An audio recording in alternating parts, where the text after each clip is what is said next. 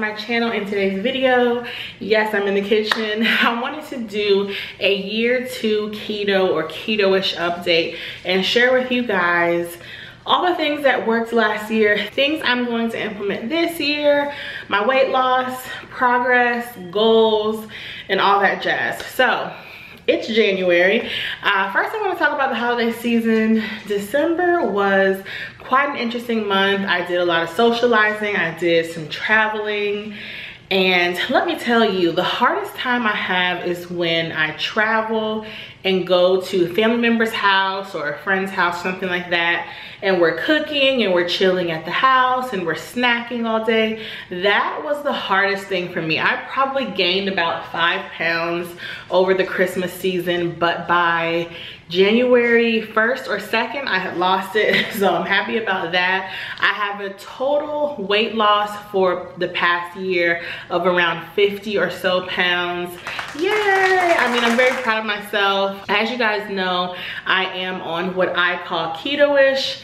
Keto-ish is a word that I use to describe how I eat because I follow generally, very loosely, the guidelines of keto, which is high fat and high protein, no or low carb. Now, I say keto-ish because I don't necessarily add any extra oil or butter to my food. I don't think that that is necessarily the heart healthiest for me. Once again, these are my tips. This is my lifestyle. These are the things I do. I am in no way a doctor, nurse, health guru. I'm not telling you what works for you.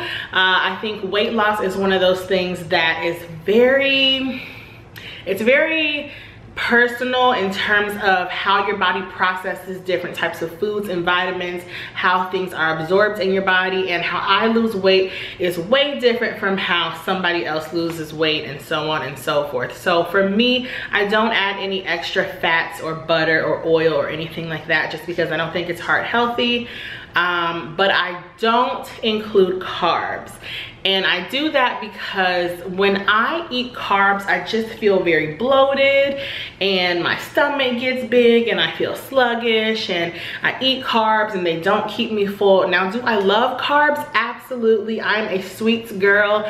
So the fact that I've been able to curb my sugar craving and not indulge is just amazing to me. It all started a few years ago when I stopped drinking sugary drinks. I really only drink water and tea and coffee now, and when I go out I will have the occasional adult beverage, but they're still low or no carb. So that's the biggest thing for me. Most of my meals just contain a protein and a vegetable. Now, I do give myself some grace, so like I said, it's keto-ish. My body probably isn't always in ketosis. I don't track it or anything like that. I eat based off of what feels good to me, and when I'm eating carbs, it does not feel good. So I eat vegetables and protein, but sometimes I will allow myself to have a burger. Sometimes I have cake and french fries. It's really all about portion control, and when I am having these drinks or foods that are high in carbs, or not too high, I try to keep it to about 50 and under carbs a day on days when I am gonna eat carbs. I just have that be one meal. So a cheat day for me will be having a regular lunch and then maybe for dinner having a few slices of pizza. But it's not like binging on anything all day, nothing like that. For me, I found that everything in moderation is okay, but if I can control my eating and my diet throughout the week, Monday through Friday, I like to eat without carbs. It just gives me a little more flexibility on the weekend. I can go out and enjoy myself and not feel like, oh my gosh, I can't have carbs, everyone's eating carbs and I'm deprived of anything, if that makes sense. So last year, that's what worked for me. I also work out 7 days a week, which can be kind of hard, especially when you go to the gym. I go to a gym outside of my home. I also have a home gym, but I find that if I get dressed up and tell myself I'm going to the gym, I'm more apt to do that versus, oh, I'm I'm gonna do it later in the basement. I can go in another few hours. You keep putting it off and putting it off, and next thing you know, it's midnight and you have not worked out. So for me, getting to a physical gym outside of my home is important for me. I go 7 days a week because, like I said, I don't eat on strict keto. So sometimes I'm gonna slip up and have a milkshake. Sometimes I'm gonna have a burger. So for me, working out 7 days a week keeps me on track. It keeps me focused. Weight loss for me is totally mental. With any goal that I set for myself, it's all about getting in the right mindset and frame of reference. And for me, that is, you have control over every aspect of your life. There are things that are gonna happen. You're gonna go out of town, you're gonna get sick. I get sick every holiday season, but there are still things you can control. Even when I'm traveling, I will literally walk around my hotel room, run by the side of my bed, okay? Those of you guys who know me personally, I went to Miami last year, and walking through the airport, that gives me activity, but I will literally run in place in my hotel room if I cannot get down to the gym. I get at least 30 minutes of activity in every day, no matter if it's jumping rope, doing weights, walking in place, running in place, walking the stairs. I make sure that I'm elevating my heart rate for at least 30 minutes. It makes such a difference, you guys. I was doing something at home yesterday, and one of my family members was like shocked that I'm in such good shape, if we could call it that, because I mean, clearly I am still overweight. I've been overweight most of my life, but because of that, I have good stamina and endurance. Like, this certain person couldn't even bend over and touch their toes, and I was like, try this stretch, try that. Like, to be so large, because I still am a large woman, like I'm pretty fit.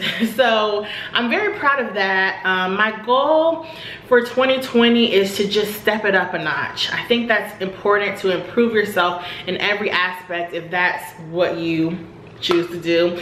So for me in 2020, I would like to improve my endurance of my strength workouts. I would like to step up my cardio in the gym. I talk with the manager and some people at my gym all the time. They're always trying to get me to increase my workouts. I'll be honest with you guys, I always say this, in my mind, I do a lazy workout. I know people in my personal life who go way harder at the gym. They've also had way more weight loss success than me. But for me, I know my mindset, I know myself. I can't do 1,000 because I'm not gonna wanna do 1,000 every day. Because if I go on vacation and I want a burger or a lobster roll and some libations, I'm not gonna wanna come back to my hotel at 11 o'clock at night and be on 1,000. So for me, in 2019, I didn't really push myself. I pushed myself sometimes, but I definitely didn't work out as hard as I could have. So this year, I wanna step that up a notch. I wanna try the elliptical, not the elliptical, I wanna try the Stairmaster. There's this other machine at my gym. It's kind of like you're riding a wave, and it's really supposed to strengthen your leg muscles. I mean, I have enough muscle going on down there, but I want to try that machine. I just want to switch it up a bit.